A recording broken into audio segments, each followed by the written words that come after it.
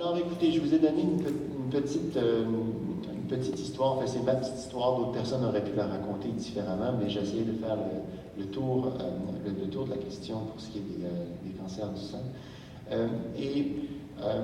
On m'a demandé ici, et on a, à mon très grand avantage, fait un très beau scénario de la discussion qui était pour avoir lieu maintenant.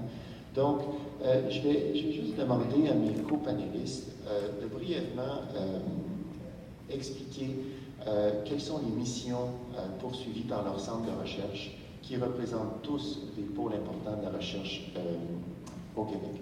So the first question will be about, well, to all of the panelists, I'm asking them to describe their research center and how they contribute to the fight against blood cancers. Dr. Merci beaucoup, Jean-Sébastien. Alors, comme je l'ai un peu dit tout à l'heure, je crois qu'un des maîtres mots du centre de recherche ici à l'IRIC et de notre façon de travailler, c'est la multidisciplinarité et la collaboration. Nous nous attaquons au problème du cancer et plus spécifiquement de la leucémie de plusieurs façons, notamment en étudiant les mécanismes moléculaires et cellulaires responsables des dérèglements associés avec ces maladies, et notamment la leucémie, avec des chercheurs, par exemple le Dr Trang Wang, qui me fait le plaisir aussi de sa présence aujourd'hui, qui est l'assistante, mais aussi en collaboration avec d'autres approches, les approches de la protéomique, de la génomique, et aussi la participation de chercheurs qui apportent leur connaissance de chimie, pour vraiment aller jusqu'au bout et non seulement mieux comprendre comment les dérèglements fonctionnent, mais arriver avec des solutions thérapeutiques, médicamenteuses, avec lesquelles on pourra aller de l'avant et faire des partenariats avec l'industrie pharmaceutique qui, eux, pourront éventuellement amener ces molécules jusqu'à la clinique et jusqu'aux patients. Et c'est dans ce cadre-là que nous avons voulu mettre en place l'Institut de recherche que vous avez derrière vous, où nous avons mis toutes les ressources nécessaires pour accomplir ces différentes étapes, allant de la recherche fondamentale jusqu'aux applications cliniques. Dr. Simon. Moi, je représente le volet pédiatrique, donc à l'hôpital Sainte-Justine. Je suis aussi chercheur sur la génétique de la leucémie. Donc, je veux juste préciser une particularité de la pédiatrie, j'en ai mentionné un petit peu, depuis plusieurs décennies, on réussit à sauver les enfants. On est parti d'un taux de survie presque inexistant, près de 80% aujourd'hui, avec les mêmes molécules d'ailleurs qui existaient dans les années 50-60. On a atteint malheureusement un plateau, à peu près 80% depuis le début des années 90. Donc, on a fait le maximum, je crois, avec les vieilles molécules qu'on avait. Donc, ce qui était intéressant au CHU Sainte-Justine, je reprends ce que Michel vient de dire, je pense que la recherche devient de plus en plus multidisciplinaire. On a réussi à créer un environnement aussi de recherche multidisciplinaire autour de la problématique de la leucémie de l'enfant. Donc, si par bonheur ou malheur, vous devez venir au centre de cancérologie Charles Bruno, vous allez voir que les patients, les familles, les médecins, les chercheurs sont dans le même bâtiment, un étage, plus ou moins un étage près. Et ça permet de faire ce genre de recherche-là. Maintenant, notre recherche se sépare, je dirais, sur 3 grands niveaux.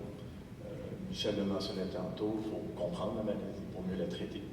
Donc, c'est ce qu'on peut faire. Ce traitement-là qui fonctionne, il amène à 80% de taux de survie. On ne connaît pas les causes de la maladie. C'est un traitement générique. On peut tuer le maximum de cellules. On espère que les cellules tumorales, les cellules vont être disparues. Mais c'est un traitement générique, ce n'est pas un traitement ciblé. Donc, on ne connaît pas les causes. Beaucoup de travail à faire, donc au diagnostic. Évidemment, on a des traitements qui fonctionnent, donc il y a un volet thérapeutique. Il y a un 20% qui ne répondent pas. On veut comprendre pourquoi ils ne répondent pas. Donc, il y a un gros volet de ce côté-là. Et dans notre cas, ce qui est particulier, on parlait de qualité de vie, je suis content que tu l'as mentionné tantôt. Il y a 80% des enfants qui sont guéris. Donc, ça va faire 80% d'adultes survivants d'une leucémie. Et parmi ces 80% de survivants-là, à peu près 75% vont avoir une séquelle due à la thérapie. Parce que cette thérapie-là n'était pas ciblée, ça allait causer beaucoup de dommages. Donc, on a aussi un programme de recherche qui s'intéresse aux séquelles à long terme, la qualité de vie des survivants. Et tout ça dans le même environnement. Donc, c'est un projet qui est très multidisciplinaire aussi. Merci. Bonjour, mon nom est Michel Tremblay, je suis du Centre Goodman à l'Université McGill. Le centre existe depuis 2008 comme Centre Goodman, mais en fait, on était le Centre de recherche sur le cancer de McGill qui a été fondé il y a à peu près 40 ans. Et cette fondation-là est venue par la découverte par Phil Gould du marqueur de CA qui est utilisé, vraiment le marqueur le plus utilisé dans le monde entier en cancer. Donc, on est resté un peu dans cette direction-là au centre, avec beaucoup d'efforts dans différents cancers solides, cancer du sein par exemple, cancer du côlon, et en fait, on touche à peu près une trentaine de cancers dans le centre Goodman. On a développé différents créneaux, nous aussi, entre autres, Dr. Russell Jones qui est ici, on a un créneau en oncométabolisme. Parce qu'on croit d'ailleurs que ce qui pousse les cellules à vivre, à survivre, à faire l'invasion, c'est vraiment cette machinerie-là qui utilise l'énergie et c'est au cœur, en fait, des cellules cancéreuses. Donc, on a tout un groupe qui travaille là-dessus, particulièrement aussi avec Rusty et Connie Cronway qui vient se joindre à nous sur les cellules de leucémie. On a des gens qui travaillent aussi maintenant beaucoup sur les tumeurs, l'environnement des tumeurs, comment les cellules les lymphoïdes contribuent à le développement des tumeurs, des leucémies et des lymphomes, mais aussi sur les tumeurs du solide. Donc, c'est ce qu'on fait chez nous. Et la mission, c'est vraiment de faire de la recherche fondamentale, d'emmener à la clinique. On a près de maintenant 18 compagnies qui ont été faites à travers les années au centre. Ces compagnies-là, certaines ont été vendues, certaines ont disparu. J'avais connu ça, ces périodes-là, dans le bon temps. Mais il y en a quand même qui vont très bien. Et puis, donc, c'est un peu la façon et notre collaboration avec les hôpitaux affiliés de McGill. C'est par cette façon-là qu'on amène notre recherche vers la clinique. Merci. Avant de laisser la parole à Brian et Cathy pour parler de la recherche spécifique, quelques mots sur l'IRCM, Dr. Moreau. Avec plaisir. Bonjour, je m'appelle Tarek Moreau et je suis le directeur de l'Institut de recherche clinique de Montréal, IACM.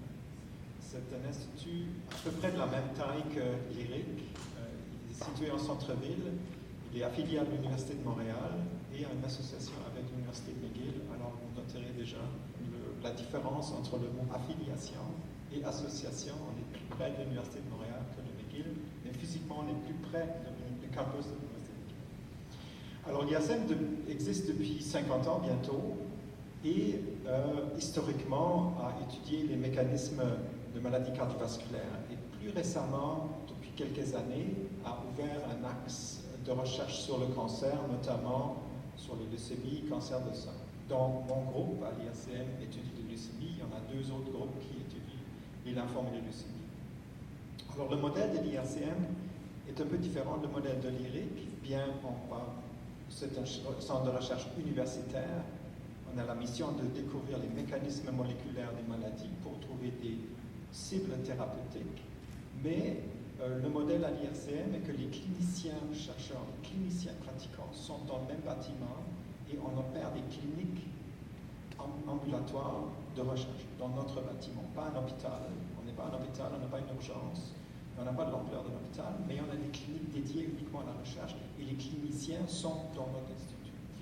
Je peux vous dire, pour mon propre exemple, je suis un PhD, chercheur fondamental, et le projet qui a été subventionné par la société LLS, merci beaucoup, a vu le jour parce que j'avais un clinicien dans mon laboratoire qui avait envie de faire la recherche moléculaire. Mais il est arrivé dans mon laboratoire avec un esprit de clinicien. Et moi, avec mon esprit de chercheur fondamental, nous deux ensemble, on a développé ce projet aujourd'hui. Et pourquoi c'est important?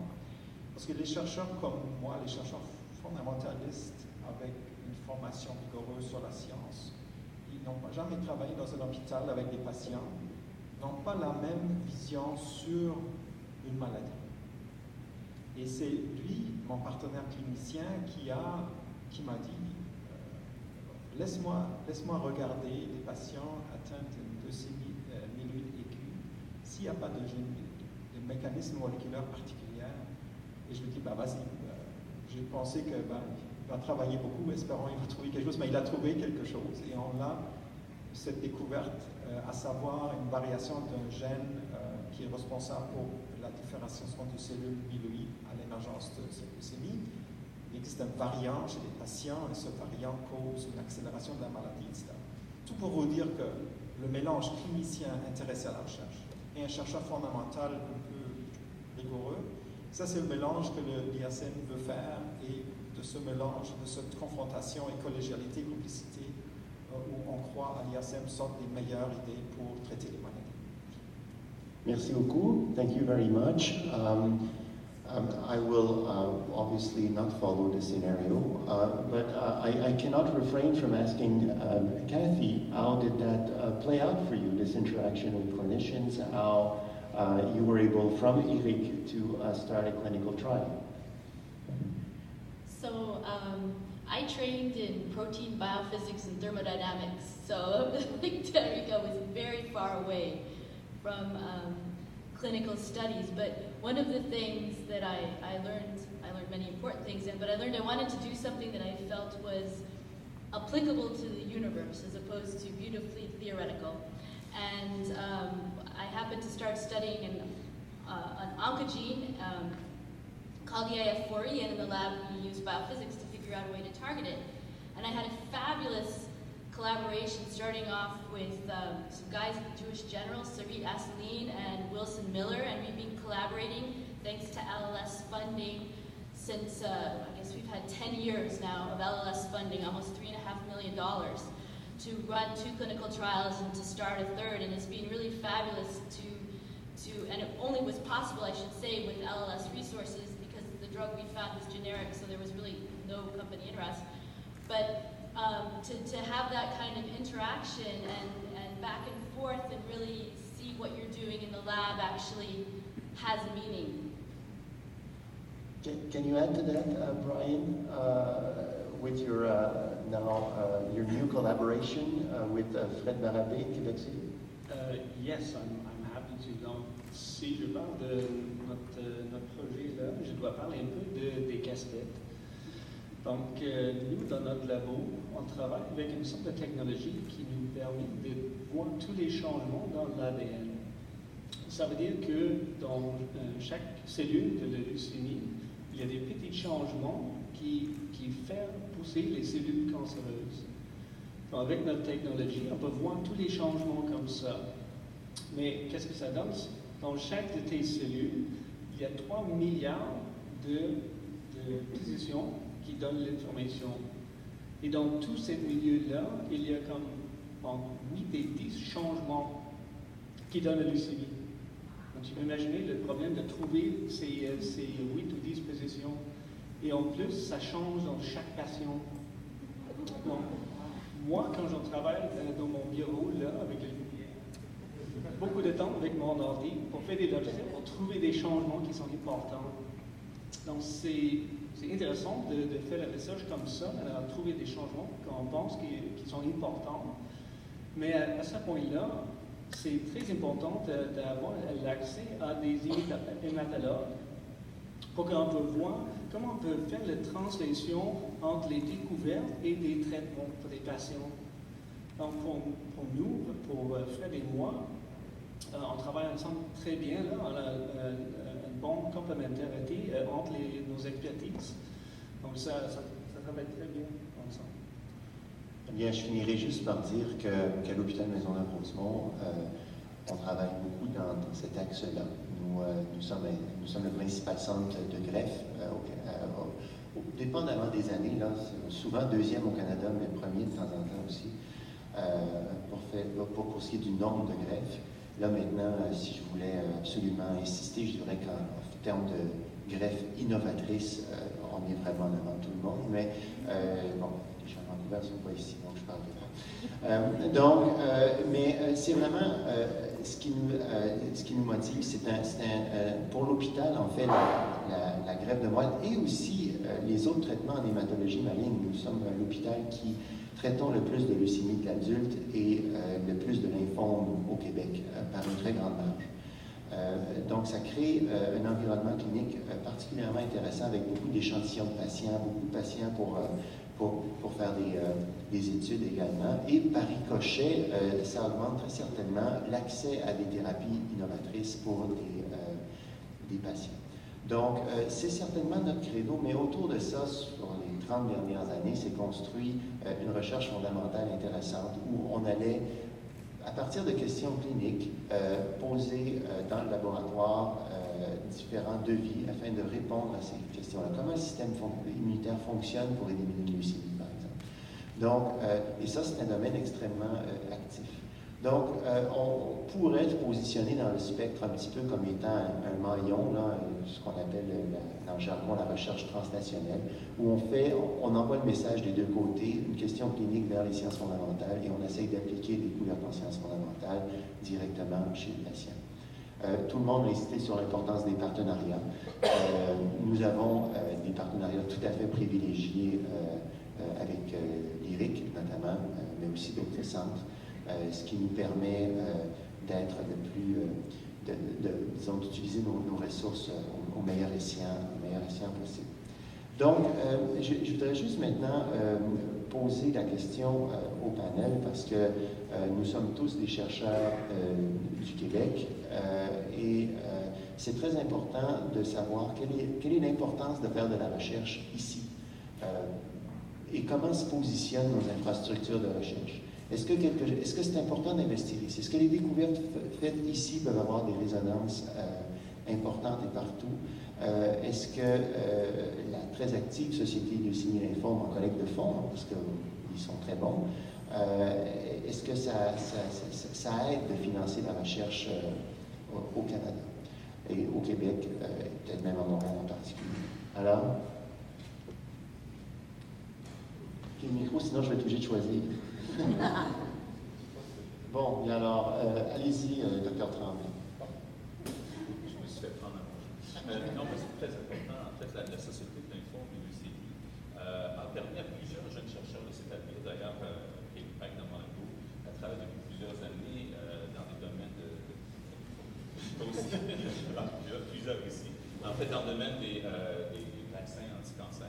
Et grâce à cette subvention-là, ça nous a permis de faire des choses vraiment qu'on ne faisait pas dans mon labo. Et puis maintenant, on a un projet qui probablement en phase clinique au mois de janvier. Donc, c'est très important parce que la recherche, il y a vraiment un monde extrêmement compliqué. C'est pas vraiment les gros sous nécessairement au Texas qui vont faire la différence. On le voit, ça. C'est vraiment l'initiation des chercheurs, l'originalité de nos recherches, la façon dont on collabore au Québec qui est très unique comparé à d'autres endroits. Et je pense que ça, c'est les mots que je vais préférer. Je pense que les autres peuvent ajouter. Mais vraiment, c'est pas nécessairement le gros montant qui peut faire la différence, c'est vraiment le travail des chercheurs, l'originalité, le travail en équipe. Dr. Bouvier. Oui, juste pour répondre à une autre partie de ta question, pourquoi investir au Québec ou au Canada plutôt que plusieurs personnes pourraient argumenter, laissons des pays plus gros, plus riches, faire cette recherche-là, et puis on pourra appliquer les recettes qui auront été trouvées ailleurs. Pourquoi devons-nous le faire localement? C'est un discours qu'on entend à l'occasion, et qui, je pense, est un discours d'une part défaitiste, mais aussi qui ignore des réalités qui sont que, d'une part, lorsque les découvertes sont faites localement, et que les études cliniques peuvent être réalisées localement, les patients peuvent en profiter beaucoup plus rapidement, directement ici au Québec ou au Canada, là où les découvertes ont été réalisées. Une autre chose qui est importante de réaliser aussi, c'est que les thérapies, notamment les thérapies ciblées, l'expansion des cellules souches, sont de plus en plus complexes, sont de plus en plus compliquées. Les centres qui n'auront pas été impliqués dans la genèse de la connaissance et des technologies nécessaires à cette découverte-là vont avoir du mal à même les mettre en application et vont être retardés de plusieurs années pour pouvoir implémenter ces nouvelles thérapies. Donc, il est important d'être partie prenante de ces groupes qui sont à l'avant-garde et qui vont faire les prochaines découvertes dans le traitement. Docteur Monroy, vous qui avez été formé ailleurs, comment trouvez-vous que Montréal se positionne, ou le Québec en général, dans la recherche contre les leucémies et les lymphomes? Alors, d'abord, je veux enrichir l'argument de Michel. Je crois que c'est très, très dangereux de croire que la recherche va être faite ailleurs et on va profiter des résultats d'une recherche faite ailleurs, pas ici, pour traiter des patients ici. Si la recherche ne fait pas ici, le Québec, si c'est jamais le cas, s'exclut d'un développement technologique complètement qui ne peut pas rattraper simplement par prendre une recette d'ailleurs. C'est une erreur totale. Et j'ai entendu cet argument, donc Michel a fait l'argument, et j'étais surpris surpris que c'est une pensée. Alors je viens de l'Allemagne. L'Allemagne est un pays sans ressources naturelles. Bien au contraire, au Canada, où il y a des ressources naturelles. Alors le Canada est dans une situation de luxe, je peux vous dire, d'avoir des ressources naturelles. Alors l'Allemagne vise beaucoup sur le développement technologique et peut vivre parce qu'ils ont développé des technologies que le Canada et le Québec doivent ne pas seulement viser à ces ressources naturelles. C'est presque un discours politique. Alors quand je suis venu ici, j'ai été recruté à l'ISM, j'ai trouvé à Montréal une densité de recherche de pointe que j'ai rarement vue. Alors pour être honnête, il y a plusieurs universités, 2 avec faculté de médecine, plusieurs institutions, énormément d'étudiants partout dans le monde, de chercheurs de partout dans le monde. Ça m'a donné envie de rester ici, de développer plus, avancer plus dans l'institution. C'est très dense, c'est très divers, c'est très intéressant. On peut tout faire à Montréal. Si on a une question technique qu'on ne peut pas résoudre, ben on va trouver un collaborateur à Montréal qui va nous aider. Donc, extrêmement positif. Et là-dessus, il faut renchérir sur le fait que aller de la molécule au patient est dans la même ville, dans la même entité, quelque chose d'extrêmement important. Parce que dans le cas, par exemple, de Dr. Borden, évidemment, les premières études cliniques ont été faites avec nos patients ici, avec des analyses qui se faisaient en parallèle dans son laboratoire en même temps. Donc, c'est très important que la chaîne soit présente. Et Montréal a cette chaîne, une expertise en recherche clinique autant que fondamentale. Et là, ça, c'est un peu un sales pitch, mais donc c'est un très bon endroit globalement où investir. Dr. Smith?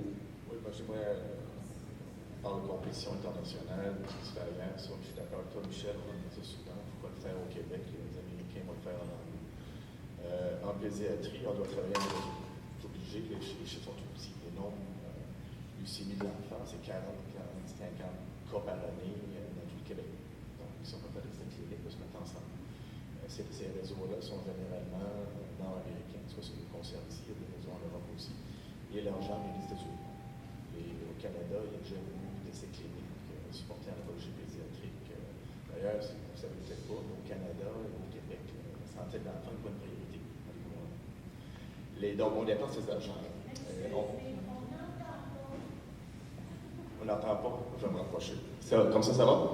OK. Donc, ce que je mentionnais, c'est qu'on doit travailler en réseau à cause du faible nombre de cas.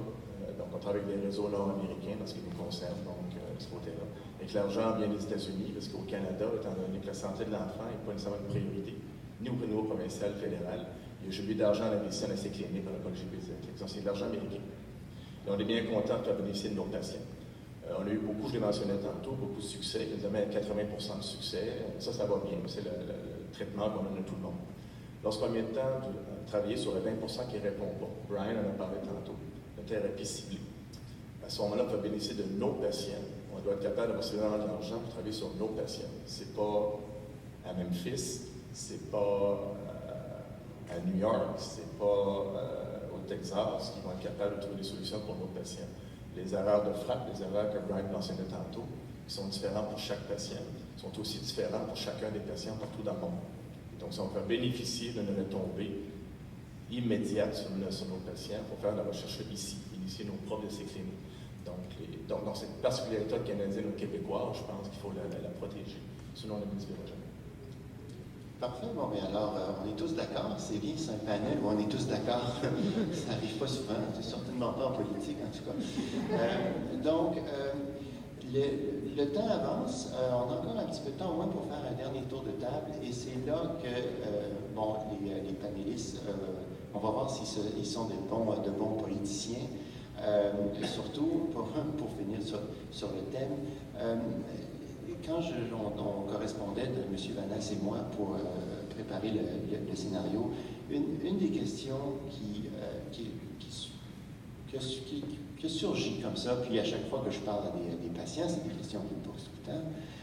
Alors, dans le temps, là, un patient qui vous aborde, dans combien de temps aurons-nous des traitements définitifs contre la leucémie et lymphome, ou bien est-ce qu'il y aurait des alternatives, par exemple, à des traitements définitifs? Donc, en voyant l'évolution des 10, 15, 20 dernières années, le patient qui vous rencontre là, comme ça, parce qu'on est filmé, là, qui vous reconnaît dans une vidéo promotionnelle, puis qui vous aborde sur le coin de la rue, qui vous dit « Dans combien de temps je peux être guéri, docteur? » Qu'est-ce que vous répondez? J'ai déjà une réponse presque tout faite. On a démarré pour répondre à cette question-là, parce qu'on avait beaucoup de patients qui nous abordaient, surtout évidemment dans le 20% des patients qui ne répondent pas. Ces patients-là vont mourir. Il n'y a pas d'autres alternatives, il n'y a pas d'autres molécules qui s'en viennent. Donc, c'est quoi les alternatives? Donc, en réponse à ça, nous, on a démarré un nouveau programme de recherche, janvier, c'est tout frais, là, sorti du four. C'est un projet de thérapie ciblée qu'on appelle thérapie ciblée personnalisée, où les patients qui, évidemment, sont éligibles, donc qui n'ont pas une prise à l'infusion, on séquence leur génome. Donc, les 3 milliards de lettres que Brian parlait tantôt, on les regarde les 3 milliards. On essaie d'identifier quelles sont les erreurs de frappe. Ça prend généralement 8 à 10 semaines pour faire le travail et l'analyse. Et au bout de 8 à 10 semaines, jusqu'à maintenant, on a déjà 7-8 patients qui ont participé à l'étude. On est capable de trouver une faute de frappe. On l'appelle actionnable, c'est-à-dire qu'il existe une molécule, un médicament qui peut cibler cette voie-là. C'est à peu près les 3/4 des patients. Et les premiers patients qui devraient bénéficier de ça, ce qu'on espère, devrait arriver dans les prochains mois. Donc, on est plus dans la science-fiction, on est capable d'offrir des alternatives présentement pour la leucémie de l'enfant du monde. Peut-être une réponse que je donne souvent. À l'IACM, on accueille des donateurs parce qu'on fait la collecte de fonds comme clinique ici. Il y a deux questions que me sont posées parfois quand je monte un laboratoire. Alors parfois, je me suis demandé, cette recherche-là que vous faites, très théorique, est-ce que ça va servir de thérapie? Et je réponds, est-ce que si vous êtes malade, vous souhaitez être traité avec le niveau de connaissance des années 70 ou avec les connaissances d'aujourd'hui? La réponse est toujours oui, avec les connaissances d'aujourd'hui. Ben voilà, il y a 50 ans de connaissances. Et ces 50 ans de connaissances ont permis de pousser la frontière contre la maladie, chaque année un petit peu plus loin, de rendre la maladie la plus agressive, une maladie chronique, même s'il n'y a pas de guérison, on ne meurt pas, mais on pousse. Plus lointain, la frontière où la maladie devient fatale. Je crois que c'est là le progrès qu'on peut mesurer. Certainement, il y a certaines leucémies qui sont guéries complètement chez l'enfant. D'autres leucémies, on a des espérances de survie plus grandes, encore plus grandes, que ça devient un espoir de vie beaucoup plus longtemps qu'il y a 20 ans, 30 ans. Donc la recherche, oui, on veut l'avoir pour pousser cette frontière. Et la guérison abrupte n'existe pas, mais la frontière est poussée à chaque année un peu plus loin. Je peux ajouter, c'est clair que les avancées en recherche nous permettent de faire des nouvelles découvertes. Je suis un peu plus sceptique que vous, par exemple, au niveau, là on va peut-être changer plus que la politique. Mais pour ce qui est du séquençage des génomes, c'est clair que la médecine personnalisée est très importante. Et on peut trouver, peut-être qu'en leucémie, c'est aussi plus valable qu'en médecine de cancer solide. Mais en cancer solide, par exemple, il y a des cas très clairs où on peut prendre une biopsie d'un côté d'une tumeur et de l'autre côté, le séquençage va donner 2 tumeurs très différentes. Donc, en leucémie, c'est très différent. Je pense que vous pouvez, Dr. Delup, en parler. Mais c'est pas toujours aussi rose que ça a l'air. C'est difficile. C'est un projet à long terme. On ne guérira pas le cancer demain matin. Il faut vraiment tous les outils qu'il nous faut. L'immunothérapie, pour moi, est vraiment une direction qui est très nouvelle. Il y a deux anticorps monoclonales qui ont été vendus chacun 800 millions. Mais c'est des anticorps contre un répresseur du répresseur. Ça active même pas, en fait, les cellules qui ont tué la tumeur. Donc, c'est tout ça pour faire des études cliniques. Et malheureusement, en immunothérapie, il faut vraiment avoir une étude clinique pour voir si ça marche ou si ça ne marche pas. Donc, on est quand même dans un domaine où on lance dans toutes les directions. C'est pour ça qu'on a besoin d'experts dans tous ces domaines-là. Et de mettre tout ça ensemble pour que le médecin ait tous les outils possibles pour faire ses travaux. Mais si on parle d'immunothérapie, je vais donner un exemple qui m'emballe aussi. C'est que 50% des études cliniques en cancer, maintenant, au NIH, qui commencent, ont une composante en immunothérapie. Donc, on voit des directions où on pourra avoir des outils comme ce que tu viens de parler, mais vous auriez aussi pour traiter l'immunothérapie et bien d'autres choses encore. Donc, il faut continuer à avoir des yeux ouverts et avoir des chercheurs qui le font. Brian, bon. Oui, donc je n'ai pas mentionné tous les problèmes qu'on a chez les leucémies, mais dans les patients, normalement, il y a des choses qu'on s'appelle le sous-clone. Ça veut dire que ce n'est pas vraiment une tumeur, c'est plusieurs sortes. Donc, souvent, quand tu fais le traitement avec la chimiothérapie, par exemple, tu veux tuer la grande partie des cellules, mais il y a un autre partie de la tumeur qui a d'autres changements qui va repousser. Donc, on a le même problème que les cancers qui sont dans des tissus là. Donc, c'est certain que notre connaissance avance et on commence à comprendre le niveau de complexité qu'on doit confronter là, pour trouver des médicaments qui sont efficaces. Il faut peut-être juste dire un mot. Je vais paraphraser quelque chose. On dit souvent que la chose la plus difficile à prédire, c'est l'avenir. Et je pense que c'est vrai. Et il est difficile de pouvoir regarder quelqu'un en face et lui dire, oui, dans 2 ans, dans 3 ans, on va avoir la solution. Mais il faut voir ces progrès-là, ces progrès parfois qui sont itératifs comme toutes des belles victoires. Et on en voit des victoires. Et je pense que l'espoir est ce qu'il faut qu'on continue à attiser chez les gens et les familles qui sont atteintes de ces maladies difficiles.